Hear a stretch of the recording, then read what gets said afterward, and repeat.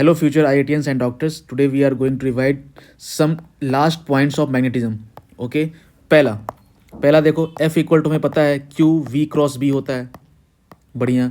ठीक है. ये किस टॉपिक में आता है? ये टॉपिक आता है कि अगर फोर्स निकालना हो, फोर्स है ना on Q, force on Q in moving in magnetic field. अगर चार्ज मैग्नेटिक फील्ड में मूव कर रहा है तो उसमें फोर्स कितना लग रहा है? F इक्वल टू की वी क्रॉस बी. ओके, इसमें कुछ पॉइंट्स हैं तो याद रखने हैं, जैसे कि F vector is always perpendicular to velocity vector. अगर ये है तो हम बोल सकते हैं कि work done, net work done क्या होगा? वो जीरो होगा. तो याद रखना इस केस में नेट वर्क डन क्या होता है? जीरो होता है. अगर ये है तो चेंज इन काइनेटिक एनर्जी भी क्या होगी? जीरो होगी. ये दो पॉइंट याद रखना. ओके, फिर सेकेंड पॉइंट क्या है? सेकेंड पॉइंट हम लिखते हैं, फटाफट लिखेंगे. सेकेंड पॉइंट है कि if v is perpendicular to magnetic field. अगर वेलोसिटी और मैग्नेटिक फील्ड परपेंडिकुलर होगा तो क्या बनाएगा? तो सर्कल बनाएगा. ठीक है, सर्कल बनाएगा. तो हम यहाँ बनाते हैं, देखो फटाफट. यहाँ पर हमने एक मैग्नेटिक फील्ड लिया है. ये मैग्नेटिक फील्ड है, ये मैग्नेटिक फील्ड है जो कि अंदर के साइड है ना, इनसाइड द प्लेन. ठीक है. ओके, अब यहाँ पर अगर चार्ज इंटर करता है, और परपेंडिकुलरली इंटर करता है, तो मान लो एक चार्ज है, ये क्यू है, इसकी मास है में, और परपेंडिकुलर अगर इंटर कर रही है, तो अगर इसकी वेलोसिटी वी है तो ये क्या बनाएगी? यहाँ पर एक सर्कल बनाएगी. ठीक है. इस सर्कल का रेडियस है जो तुम्हें याद रखना है. इसे फॉर्मूले पहले, रेडियस क्या है? M b by q b. ठीक है. M mass of the charge हो गया, वी वेलोसिटी हो गई, क्यू चार्ज हो गया, और बी मैग्नेटिक फील्ड हो गया. इसको हम लिख सकते हैं, ये बहुत इंपॉर्टेंट, 2m काइनेटिक एनर्जी है ना अपॉन क्यू बी. ये भी बहुत इंपॉर्टेंट है जो तुम्हें याद रखनी है. ओके, बढ़िया. उसके बाद टाइम पीरियड पूछता है. टाइम पीरियड कितना होगा? 2πm by q b. ठीक है. उसके बाद पूछता है ओमेगा कितना होगा? तो ओमेगा होगा क्यू बी बाई एम. ये तीन चीज़ें तुम्हें याद रखनी है. पुट एंड गेट, सिंपल सवाल. आगे बढ़ते हैं फटाफट. अब देखो इसमें कुछ केसेस होते हैं. केसेस क्या हैं? केस वन हम याद करें. केस वन क्या होता है कि if it does not complete circle. अगर सर्कल कंप्लीट नहीं करती, जैसे एग्जांपल के तौर पे हम लेते हैं, यहाँ पर एक मैग्नेटिक फील्ड लिया है. यहाँ पर मैग्नेटिक फील्ड लिया हमने इनसाइड द प्लेन, और अगर कोई चार्ज है, वो चार्ज यहाँ पर आती है. ठीक है. और यहाँ पर चार्ज आई, इंटर की यहाँ पर इस डायरेक्शन में, तो यहाँ पर घूमेगी और सर्कल बनाने की कोशिश करेगी. बट यहाँ जैसे पहुँचे तो यहाँ मैग्नेटिक फील्ड तो है ही नहीं, इस रीजन में मैग्नेटिक फील्ड नहीं है. इस रीजन में जैसे ही मैग्नेटिक फील्ड नहीं है तो क्या होगा? बाहर ऐसे निकल जाएगी और ऐसे निकल जाएगी. तो इसमें ये केस क्या है? पहले ये केस मेजर कर लेते हैं. केस वन में जो हम बात कर रहे हैं वो बात कर रहे हैं कि अगर रेडियस जो है वो छोटा है इसकी थिकनेस से.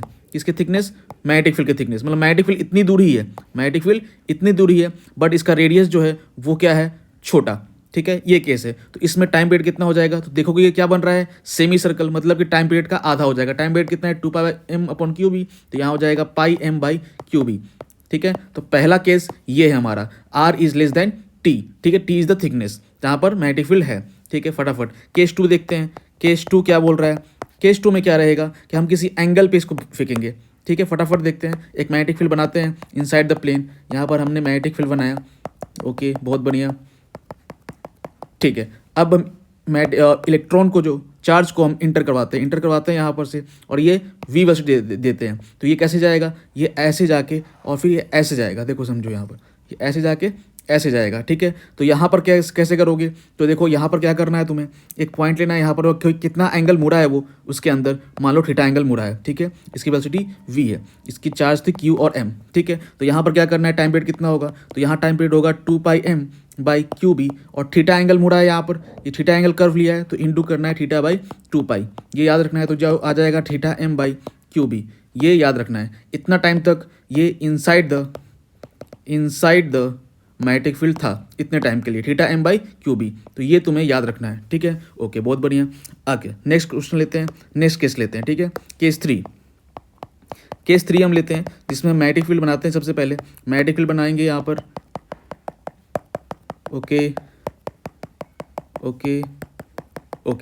अब सपोज हम केस क्या ले रहे हैं? केस ले रहे हैं इसमें कि अगर r जो है रेडियस की बात करें, वो थिकनेस से बड़ा है, मतलब थिकनेस से रेडियस बड़ा है, तो होगा क्या कि चार्ज अगर एंटर किया यहाँ पर चार्ज एंटर किया, तो वो अगर ये बड़ा है तो ये ऐसे निकल जाएगा, ये कोई एंगल पे निकलेगा. तो मान लो कोई एंगल थीटा पे ये निकला है, तो यहाँ पर याद रखना, यहाँ पर थीटा जो होगा वो होगा sine inverse q b t upon m we.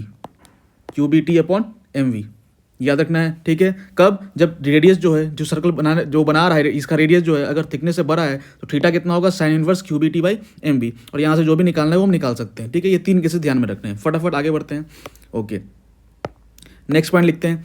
अब देखो, इफ़, याद रखना, रिमेंबर रखना है इसको, इफ़ वी और वी पैरेलल होता है, मतलब वेलोसिटी और मैग्नेटिक फील्ड पैरेलल होगा तो कैसे बनाएगा? स्ट्रेट लाइन बनाएगा, स्ट्रेट लाइन में वो जाएगा, ठीक है। बट अगर ये किसी एंगल पे होगा, सपोज करो कि हम एक दूसरा केस लेते हैं जिसमें मैग्नेटिक फील्ड ये इस तरह से है, ओके, कोई दिक्कत नहीं है, और जो चार्ज पार्टिकल है वो कुछ ऐसे जा रहा है किसी एंगल थीटा पे, तो क्या होगा? तो देखो, इस समय जब भी बी एंड वी किसी एंगल थीटा पे होगा तो ये हेलिकल पाथ फॉलो करेगा। तो हेलिकल पाथ फॉलो करेगा तो कैसा जाएगा? देखो समझो, यहाँ पर ये कुछ ऐसा जाएगा, ये कुछ ऐसा जाएगा। कब होगा? व्हेन वी एट एंगल, मतलब velocity at angle theta to b, तो क्या पाथ फॉलो करेगा?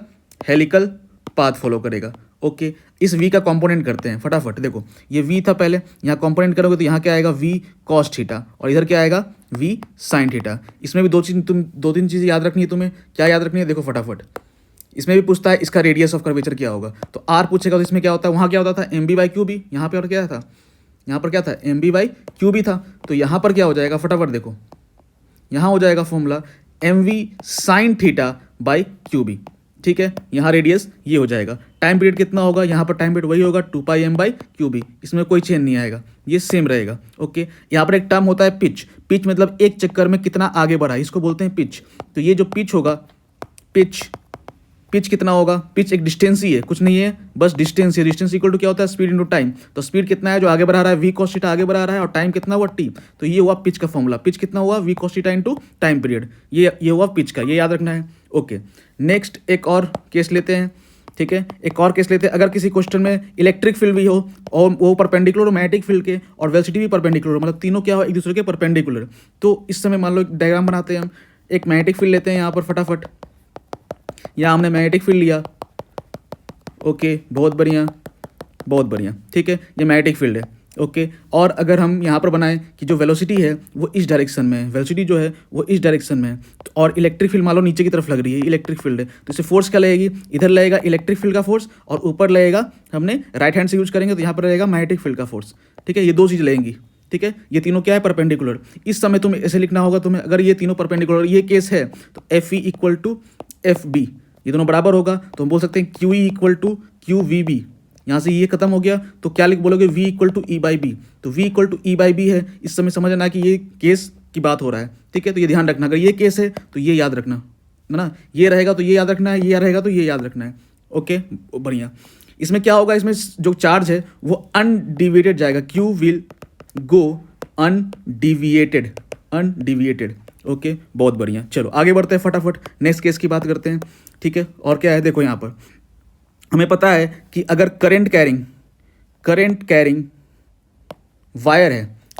वायर है, वहाँ चार्ज की बात की थी, यहाँ पर वायर की बात कर रहे हैं, तो फोर्स कितना लगाता है? फोर्स लगाता है मैग्नेटिक फील्ड पे ILB। हमें पता है ILB, आई करंट है, ये लेंथ ऑफ कंडक्टर हो गया, और B हो गया मैग्नेटिक फील्ड। यहाँ पर दो चीज़ें पूछता है, और यहाँ पर याद रखना कि अगर क्लोज लूप होगा तो मैग्नेटिक फील्ड जो होगा वो जीरो होगा। अगर करंट फ्लो हो रहा है और क्लोज लूप है तो मैग्नेटिक फील्ड कितना होगा? जीरो होगा। बहुत बढ़िया, ठीक है। ये किसका है? ये है तुम्हारा करंट कैरिंग वायर, मतलब ऐसा वायर है और करंट आई जा रहा है, उसमें फोर्स कितना लगा रहा है? तो ये फोर्स लगा रहा है, ठीक है। इसमें दो केसेस होती हैं। एक होता है कि ऐसे सवाल पूछता है कि दो पैरेलल है, दोनों में करंट जा रहा है, मान लो ये इसमें I1 जा रहा है और इसमें I2 जा रहा है, ठीक है, और इसके बीच में डिस्टेंस जो है वो D है, ठीक है, बढ़िया। और बोल रहा है कि ये इन्फिनाइट है, हमारे सिलेबस में जो रहेगा वो इन्फिनाइट रहेगा, तो ये इन्फिनिटी की तरफ, ये भी इन्फिनिटी, यहाँ भी इन्फिनिटी और इन्फिनाइट, तो दो इन्फिनाइट वायर पैरेलल वायर रखा हुआ है। बताना है कि एक दूसरे पे फोर्स क्या लगा रहा है, तो फोर्स इन्फिनाइट है तो फोर्स पॉइंट लेंथ लगाता है वो, तो कितना होता है? Mu naught I1 I2 by 2 पाई, और बीच में डिस्टेंस कितना है? D, तो ये फोर्स लगाएगा। ये याद रखना है, फोर्स पर यूनिट लेंथ है, फोर्स नहीं है पर यूनिट लेंथ, क्योंकि हम इन्फिनिटी की बात कर रहे हैं, ठीक है। अब इसी में सेकंड केस लेंगे, अगर इसी में सेकंड केस लेंगे तो यहाँ पर क्या होगा? दो वायर लिया हमने, एक लिया I1 और एक लिया I2, ठीक है, दूसरे डायरेक्शन में ये लिया I2। डिस्टेंस कितना है? ये डिस्टेंस है तुम्हारा D, ओके। तो यहाँ पर फोर्स कितना लगाएगा? फोर्स लगाएगा mu naught I1 I2 by 2 pi D, ठीक है, फोर्स पॉइंट लेंथ, सॉरी, हाँ, यहाँ ये याद रखना, दोनों फॉर्मूला क्या है? सेम ही एक तरह से, ठीक है, तो ध्यान रखना। यहाँ पर क्या होगा? यहाँ पर ये दोनों एक दूसरे को अट्रैक्ट करेगी, तो जब करंट का सेम डायरेक्शन में हो, I1 I2 सेम डायरेक्शन में है तो अट्रैक्ट करेगी, और यहाँ I1 I2 अपोजिट डायरेक्शन में है तो दोनों रिपेल करेगी। ये याद रखना, ये पूछ चुका है तो याद रखना। ओके, चलो फटाफट आगे बढ़ते हैं और यहाँ रिवाइज करते हैं मैग्नेटिक मोमेंट को। तो मैग्नेटिक मोमेंट, ठीक है, इसमें क्या है, इसमें मान लो एक करंट कैरिंग लूप है, यहाँ पर करंट जा रहा है I, ठीक है, और यहाँ पर बताना है मैग्नेटिक मोमेंट का डायरेक्शन क्या होगा। डायरेक्शन क्या होता है, परपेंडिकुलर टू द प्लेन होता है। तो फिंगर को कर्ल करोगे तो यहाँ परपेंडिकुलर टू ये मैग्नेटिक मोमेंट का डायरेक्शन होगा। ये हुआ तुम्हारा magnetic moment perpendicular to the plane. यहाँ तो ठीक है, इसका फॉर्मूला क्या होता है, M इक्वल टू होता है NIA, I करंट है NIA, ये मैग्नेटिक मोमेंट का फॉर्मूला होता है। ठीक है, N क्या है, नंबर ऑफ टर्न्स, ये number total number of turns की बात कर रहे हैं। ठीक है, A क्या है, A है तुम्हारा एरिया ऑफ लूप, और I क्या है, I तुम्हारा करंट है, याद रख गया। ठीक है, यहाँ पर और क्या पूछता है, यहाँ पर पूछता है तुम्हारा टॉर्क पूछता है, टॉर्क ऑन लूप। ठीक है, तो टॉर्क ऑन लूप क्या होगा, तो यहाँ पर टॉर्क कितना लग रहा हो, तो टॉर्क का फॉर्मूला हो जाएगा torque equal to M cross B। Direction देखने आता है, डायरेक्शन देखने आएगा, M की तरफ आ सकेंगे, B की तरफ कर्ल करेंगे। ठीक है, जहाँ भी होगा वो टॉर्क के डायरेक्शन बता देगा। तो M क्रॉस B ये टॉर्क हो गया। और क्या पूछता है यहाँ पर पूछता है पोटेंशियल एनर्जी पूछता है। तो पोटेंशियल एनर्जी इन लूप या ऑन लूप, ठीक है, तो वो क्या होता है, वो होता है U equal to minus M dot B, ये डिफरेंस है। ठीक है, ये दोनों याद रखना, ये रखना। ठीक है, यू इसमें और क्या केस आती है, इसमें केस आता है स्टेबल और अनस्टेबल। तो स्टेबल क्या होता है, अगर थीटा मतलब M और B के बीच में आएंगे, लिख सकते हैं ना, माइनस MB कॉस थीटा लिख सकते हैं। तो अगर जो थीटा है वो अगर 0 डिग्री है तो ये होगा स्टेबल, और अनस्टेबल कब होगा, अनस्टेबल तब होगा जब थीटा जो होगा हमारा वो 180 होगा। अगर ये जीरो हुआ तो उस समय यू जो होगा वो मिनिमम होगा, जो कितना होगा, माइनस MB होगा। यहाँ 0 रख दो, समझ में आ जाएगा। अगर मैक्सिमम निकालना है तो हमें क्या रखना पड़ेगा, 180 जो कि होगा MB। ठीक है, और अगर थीटा 90 डिग्री होगा तो हम उसको जनरली हम क्या लेते हैं, यू जीरो डिफाइन करते हैं, वो रेफरेंस पॉइंट हो गया हमारा। ठीक है, बढ़िया। लास्ट पॉइंट हम रिवाइज करते हैं। अगर क्वेश्चन पूछे कि force on loop in non uniform, ये भी याद रखना, नॉन यूनिफॉर्म अगर मैग्नेटिक फील्ड है, मैग्नेटिक फील्ड कैसा है, नॉन यूनिफॉर्म, उसमें पूछ रहा है फोर्स कितना होगा, तो बहुत सिंपल है, F equal to M dB/dx, ये याद रखना। ठीक है, M क्या है यहाँ पर, M है तुम्हारा मैग्नेटिक मोमेंट ऑफ लूप। ठीक है, तो ये याद रखना अगर नॉन यूनिफॉर्म मैग्नेटिक फील्ड होगा। ठीक है, तो ये हमने फटाफट रिवाइज कर लिया है ना, इस पे क्वेश्चन करो। Okay, thank you. ओके।